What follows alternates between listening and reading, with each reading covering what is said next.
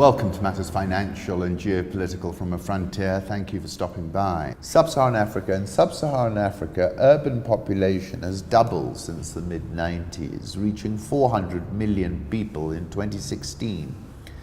40% of the region's total population resides in cities, compared to 31% in 2000. Africa has become the world's most rapidly urbanizing continent. Lagos is projected to become the largest city in the world with an estimated population of 88.3 million people by the year 2100. Now approaching 226 million, the number of smartphone connections across Africa has doubled over the last 2 years. That really speaks to the arrival of the information century and much more. The exhumed body of Angolan rebel chief Jonas Savimbi, who was killed in 2002, will be reburied in his hometown next month. Jonas Malheiro Savimbi, 1934 to 2002, was an anti-communist, anti-colonialist Angolan political and military leader who founded and led UNITA. She has never missed any election in Malawi. Today she has come by a bicycle pushed by her nephew just to cast her vote once more. And I concluded by saying Africa very clearly believes in democracy. Whether they get it is a different matter. This is the statement by the Troika urging a swift conclusion of talks between the FFC and the TMC. And that takes me back to Antonio Gramsci. The crisis consists precisely in the fact that the old is dying and the new cannot be born. In Africa in particular, a lot of leadership, I wrote, is in the departure lounge. Saleh Abdullah Mohammed Salah, known as Salah Ghosh, was to be questioned over an account containing $1 billion of Sudanese pounds, which was only accessible to him. Zambia's plan to seize copper mines stunned bond investors, and they took the yield up to 20%. Vedanta is now seeking an urgent meeting over its besieged Zambian unit, an urgent meeting with Zambian President Edgar Lungu over the threat to its local assets, after a state-owned investment company asked the Lusaka High Court to liquidate them. Zambia's ZCCM Investment Holdings plc applied for the liquidation of KCM, in which it holds a 20.6% stake. Vedanta is a long-standing loyal investor in KCM and in Zambia, having invested over $3 billion since the acquisition of the asset in 2004, and has paid about $1.3 billion in taxes in that period, the company said. KCM on Tuesday reported a $165 million operating loss before items in the year through March for its Zambian unit. There is no room for the government to take over KCM, Chanda said. Rather, the liquidator will now engage all creditors and act as a reliable bridge with government, which has a leverage over the more than 3 prospective investors seeking to take over KCM. On Monday, government ordered police to man all gates of KCM's assets, state-owned ZNBC radio reported. Mine workers have expressed support for the government's moves.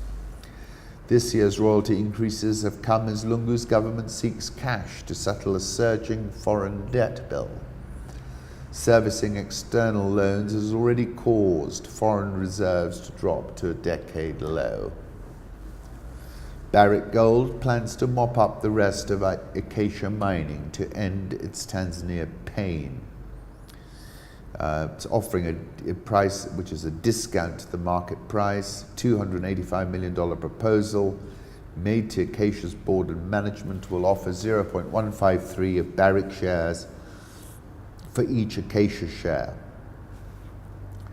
Implies a valuation of $787 million for the whole of Acacia, Barrick said. That's below the company's current $832 market capitalization. Acacia shares fell as much as 8.4% in London trading. Let's turn to Zimbabwe. Together with the enthusiastic support of state media, President Mnangagwa and his officials have announced more than $27 billion of planned investment, ranging from new platinum mines to steel mills and hydropower dams. The economy is in its most dire state since 2008, when inflation surged to an estimated 500 billion%. Medicines, fuel, and foreign currency are in short supply. Prices of basic goods, such as bread, are surging, and the IMF has forecast the first economic contraction in 11 years. ZW News reported on the same day that the British firm is a briefcase company with no history of doing business. There is no record of Boosted on the UK company's register. Mega deals may be mega deals. They may be mega nonsense, said Joe Chabikwa, who sells potted plants to passing motorists in Harare. These days you believe what you see with your own eyes, he said. President Mnangagwa, wrote on the 21st of January, was cavorting around the world with his scarf. In that same article, I said, what is clear to me is that Zimbabwe is at a tipping point moment. Zimbabwe, suffering dire FX shortages, devalued its official exchange rate by about 30% against the dollar, dropping it to 4.55 from about 3.5. Parallel rate is 6.1. The RTGS dollars appreciated about 27% from a record low on Monday, after the central bank said it would inject $500 million into the foreign exchange market. Local investors have been piling into the stock market to hedge against inflation, which climbed above 75% in April. Governor John Mangudya said on Saturday the injection would go a long way to stabilize the exchange rates and prices of goods and services. 4-year facility obtained from Afreximbank and uses platinum production as a collateral.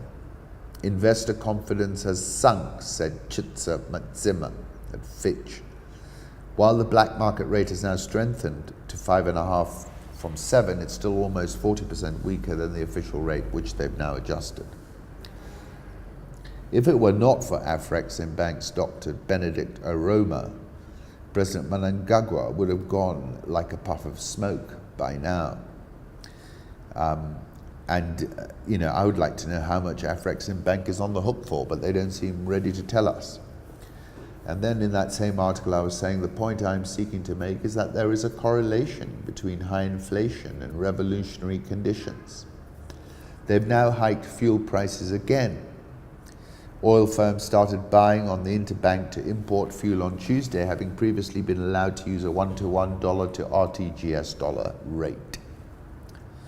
Treasury's permanent secretary said the government would subsidize public transport and that the state bus company would charge a maximum of RTGS $1 for local trips to cushion commuters from the effects of the fuel price hikes. 21st of January again, the petrol price hike was the proximate cause and ignited the already dry tinder on the ground, said Piers Pigou. He's not wrong. And then also they'd switched off the internet, and I said the government can switch off the internet, but not the frustration of millions of people.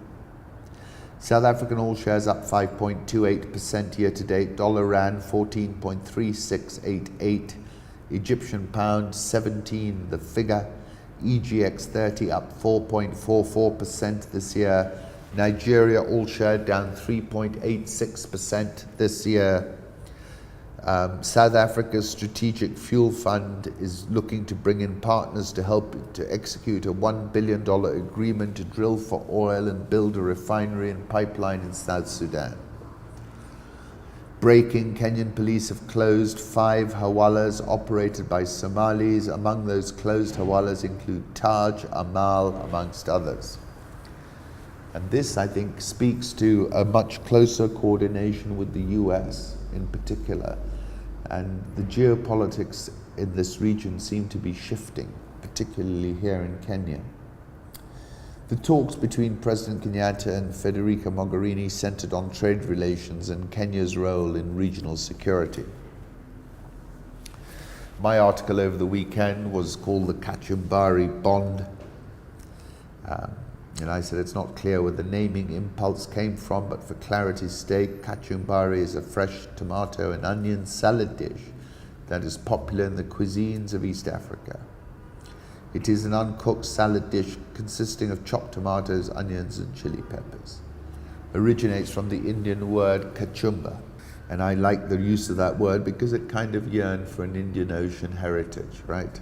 And I said the Indian Ocean is expected to become the geostrategic center of gravity, and that Kenya is not only a land-based transit state, but also a gateway to the Indian Ocean economy. The emerging and frontier markets, I wrote, are shivering as they start to factor in the China emerging and frontier market feedback loop phenomenon, to wit, the Nairobi all-share, after closing at a record, or closing at a 2019 high on the 2nd of May, has now dropped 13.112% from that level. That's evidence that China sneezes, a whole lot of countries are going to get a very serious bout of influenza. Interestingly, in our case, we're relatively immune to this phenomenon because China is not a big taker, avocado hopes aside, of our exports. In fact, we export $167 million worth to them and import $3.78 billion. Nairobi all shares minus 0.38% year to date. NSE 20 is minus 6.67% year to date. I'd like to thank Irenius Gichana, the CEO at Maisha Microfinance Bank, for being my guest yesterday. And we're looking to explore this mortgage, Kenya mortgage insurance story this evening on Metropole. Hope to see you there from 8 p.m. Thank you for stopping by. I'm always grateful.